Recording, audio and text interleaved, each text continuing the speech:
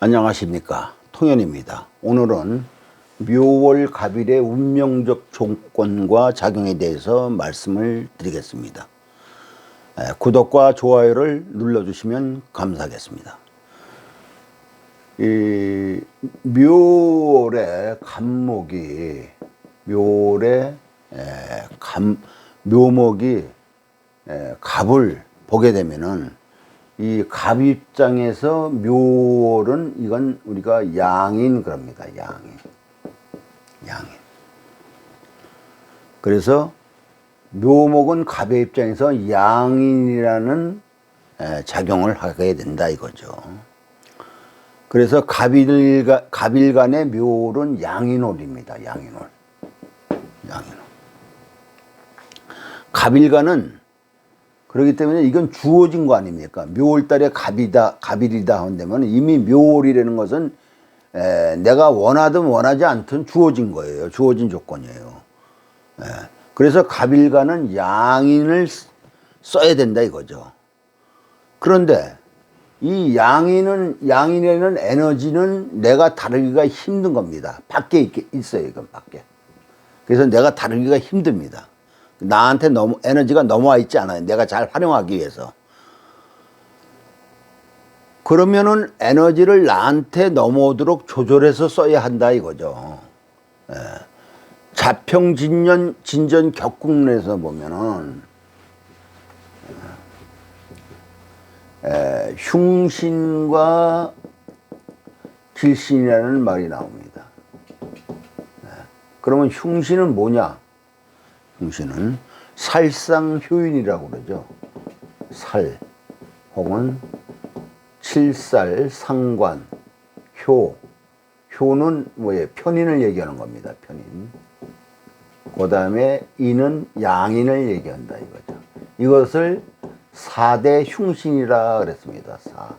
4대 흉신. 그리고 길신이 있습니다. 길신은 뭐예요? 관, 재, 인, 식을 4대 길신 그랬습니다.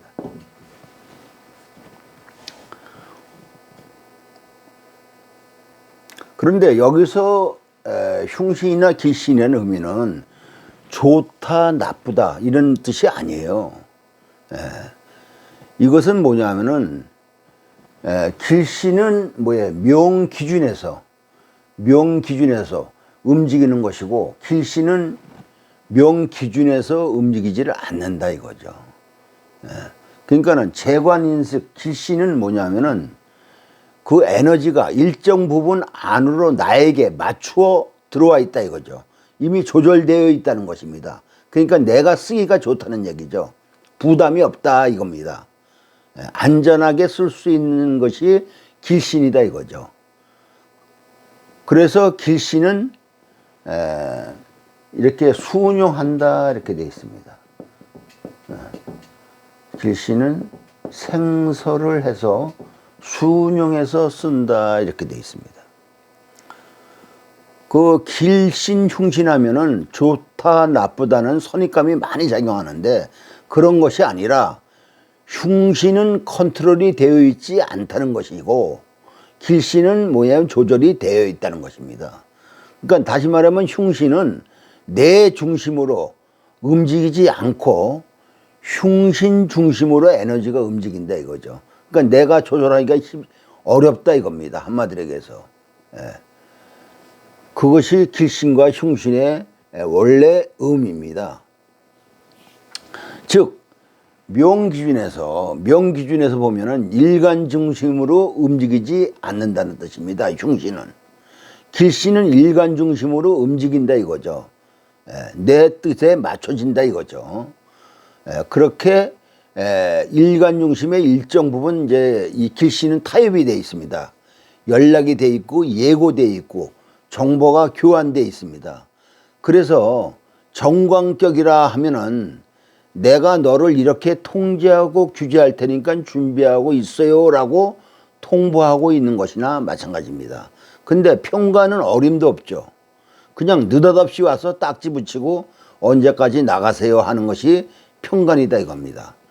그러니까 얼마나 당황스럽겠어요. 그것을 우리는 흉신이라고 합니다.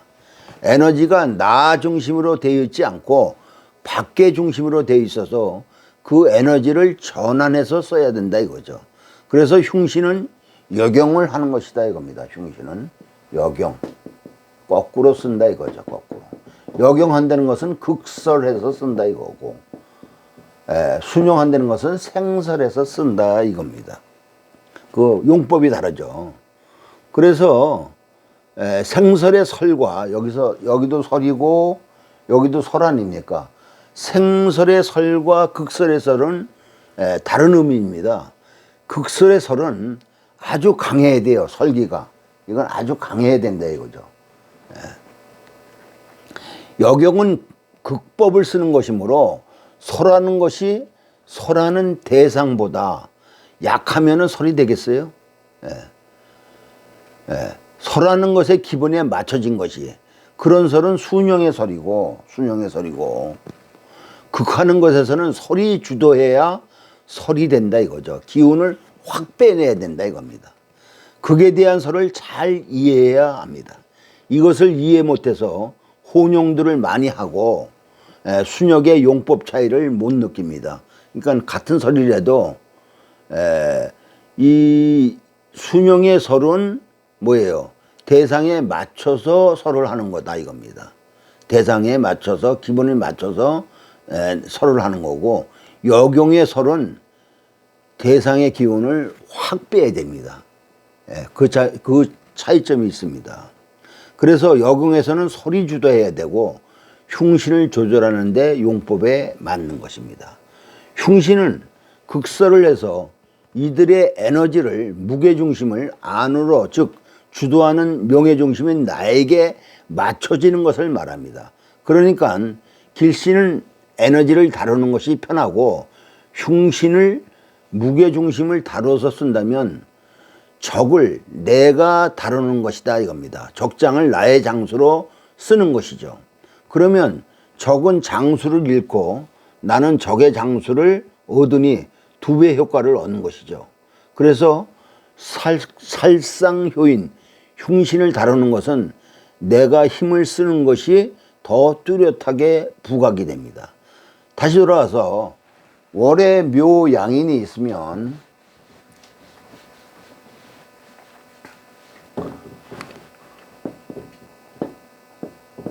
월에 묘 양인이 있으면은 이것을 간목 중심으로 쓸 수 있도록 해야 된다 이겁니다. 내 중심으로. 그렇게 못하면은 내가 묘목을 내 중심으로 쓰면은 묘목이 나의 부하가 되는 거고, 묘목을 내가 다루지 못하면 내가 묘목의 부하가 되는 겁니다. 어디서 주도하느냐 이것을 잘 봐야 됩니다. 그러면 양인이 나의 형제일 수도 있고 동료일 수도 있고 주변 선후배도 될 수 있는데 나는 그 사람들의 예속되어 있는 직원이 될 수 있다 이겁니다. 묘목이 주도하면은. 양인에 예속되어 있는 그것을 머슴이라고 하죠. 그래서 내가 양인을 다룰 수 있느냐 없느냐가 중요합니다. 내가 다룰 수 있으면 양인을 적을 나의 것으로, 양인이라는 적을 나의 것으로 쓰는 것이고, 능력 있는 적장을 나의 장수로 쓸 수 있는 거다 이거죠. 그렇게 되면은 사주의 작용이 완전히 달라집니다. 그러려면 양인을 다루는 살을 써야 됩니다. 살을. 양인을 잘 쓰려면 살이라는 조건이 개입이 된다 이거죠. 살은 양인이 있으면 살을 잘 다룰 수가 있습니다. 살을 다루는데 내가 가는 것이 아니고 양인을 보낸다 이거죠. 그래서 양인이 살을 보는 것을 양인가살이라 합니다. 양인가살.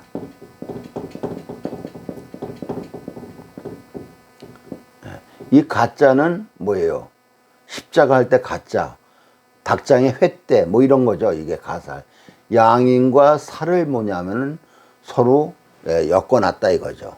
그러니까 양인도 흉신이고 살도 흉신인데 양인을 제압하는 것은 살이고 또 살을 갖다 다루는 것이 양인이다 이거죠. 이거는 두 에너지가 강한 것이 서로 조절을 할 수 있다 이거죠. 그래서 양인은 살을 봐야 되고 살은 양인을 봐야 된다. 이것을 양인 가살, 또 다른 말로 하면은 양인 합살 그럽니다. 양인 합살.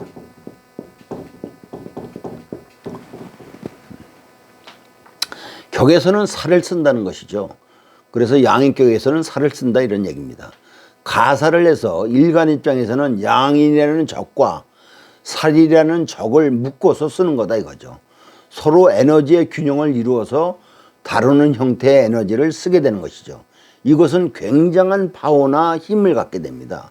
이렇게 양인 가살이 되면 나에게 없는 밖의 에너지를 균형을 맞춰서 내가 쓸 수 있도록 에너지를 끌어오는 것입니다. 그러면 이런 에너지들은 정식적 계단을 통해서 식을 만드는 것이 아니고 스카웃돼서 일약 발탁이 되는 것입니다. 옛날식으로 하면은 이로 홍명한다. 무관직에 많다 이거죠. 지금은 군인이나 경찰이나 혹은 스포츠나 예능 쪽에 많이 작용이 됩니다. 갑일주는 양인을 쓸 때 경금이 살이니까 경금을 쓴다는 얘기입니다. 경금을 쓰면 되는데 경금의 조건을 만들어야 된다 이거죠. 양인은 여기서 간목의 살은 뭐예요? 경금이죠. 양인격이니까 경금을 써야 되는데 이 경금을 어떻게 쓰느냐 이거죠. 경금을 막 쓰는 게 아니에요. 경금이 제대로 된 경금을 쓰자 이거죠. 그래서 경금에 따라오는 정화가 있어야 된다 얘기입니다. 경금은 뭐예요? 원석 아닙니까? 원석. 무쇠. 다듬어지지 않는 금이다 이겁니다. 그러면 이것이 용도에 맞게 되려면은 뭐예요? 정화로 재련을 해야죠. 그래갖고 경금이 뭐예요? 쓸 수 있게 만들어 놔야지 경금이 제대로 작동하는 거 아닙니까? 그래서 경금을 쓰려면 경금의 조건이 있어야 되는데 그것은 정화다 이거죠. 어떠한 명이든지 경금을 쓰려면 경금이 완성되지 않은 거니까 경금의 조건에 목적을 부여하는 것이 필요하다 이겁니다. 간목 입장에서는 경금이 양인한테 가살로 쓰여지는데 경금한테 정화가 부여된다면 이 경금은 무언가 특별하게 자격을 갖춘 쓰여짐이 분명한 형태가 된다 이거죠. 정화가 없으면 임수를 쓰면 됩니다. 임수. 그러니까 상관으로 경금을 뭐예요? 조절하든지 그렇지 않으면 살인상생으로 쓰든지 이렇게 되는 것이죠. 살을 다루는 것, 살은 이미 양인을 컨트롤하고는 조건으로 선택되어진 것입니다. 포괄적으로 얘기하면 목이 왕에서 금을 쓰는 것인데 목이 왕에서 금이 조건을 갖추지 않으면 쓰는 것이 힘들다 이거죠. 목왕절이라 금이 힘쓰기가 어려운 때이기 때문에 금이 조건을 갖추어야 능력을 발휘하게 된다 이거죠. 그래서 정화나 임수를 써야 한다고 말하는 것입니다. 임수를 쓰면은 살인상생으로 진행되는 것이고 정화를 쓰면은 상관으로 살을 만들어서 쓰는 것이다 이거죠. 묘월의 조건이라 수를 쓰면은 금 입장에 맞춰지는 것이고 그래서 덫이 되는 것, 외부 조건에 맞추어서 자기를 만들어 가는 것이 되고 화를 쓰면은 목생화해서 금으로 쓴다는 것입니다. 그래서 더 빠르다 화를 쓸 때가. 양인월에 금을 쓰지 않고 화를 쓴다면 원래는 첫 번째가 이제 양인이기 때문에 금을 쓰는 게 첫 번째고 만약에 금이 없다 이겁니다. 그러면 이제 화를 써야죠. 화를. 금이 없으면. 그러면 목상을 해서 쓰는 것이 아니고 목생화를 해서 쓰는 게 아니고 목화통명으로 쓴다 이거죠. 목화통명. 목화통명. 목생화와 목화통명은 다른 겁니다. 그러면 병화를 쓰면 목화통명을 내면 이제 병화를 쓰면 되죠. 병화를. 정화를 써도 되긴 됩니다. 금이 없으면은 그냥 화를 쓰면 됩니다. 화를 쓰면은 토가 따라와야 좋습니다. 토가. 그러면 식상생재를 한다 이거죠. 토는 지지로 묘와 연결될 때 더 아름답습니다. 화는 천간으로 강하게 나올수록 좋고 지지의 근거에서 화가 강하게 나올수록 좋습니다. 이렇게 되면은 양인격의 식상을 이용하는 것이 되고, 금을 쓰면은 양인격의 살을 중심으로 쓰겠다 이겁니다. 이것은 양인격의 살을 쓴다면은 직중심으로 가는 것이고, 화는 개인성으로 가는 것으로 자기 실현을 하겠다는 것입니다. 화를 써서 생재를 하면은, 화가 약하다 하면은 말아먹습니다. 여러 번 말아먹고 운에서 받쳐줄 때 한 번에 돈을 벌게 됩니다. 올해 양인에서 출발했기 때문에 내가 유산을 물려받으면은 다 해먹는다는 뜻입니다. 다 말아먹는다. 무모하게 일을 저질러서 비겁, 겁제 아닙니까 이게. 겁제에 의해서 손해를 보게 되고 털어내고 다시 시작하게 되죠. 그런데 힘이 있어서 식상생재로 연결이 된다면 한 번에 크게 일어납니다. 올해 걸록이나 양인, 겁재 이런 것들이 있으면은 대체적으로 자수성가한다 이거죠. 그런데 운이 안 받쳐주면은 평생 못할 수도 있습니다. 갑일 양인격은 정화가 왕해도 되는데 금운이 오면은, 경운 같은 것이 오면은 사회적으로 직을 쓰려고 합니다. 그럴 때는 흐름을 잘 봐야 합니다. 직을 가져서 유리하냐 아니냐, 경궁이 와서 직을 쓴다는 것은 화생토하는 구조에서는 재설이 일어나는 것이므로 직이 생겨서 무게를 잡을 수는 있지만 내 재의 손실이 따라올 수도 있습니다. 이 점을 잘 알아두시기 바라고, 오늘은 여기까지입니다. 구독과 좋아요를 눌러주시면 감사하겠습니다.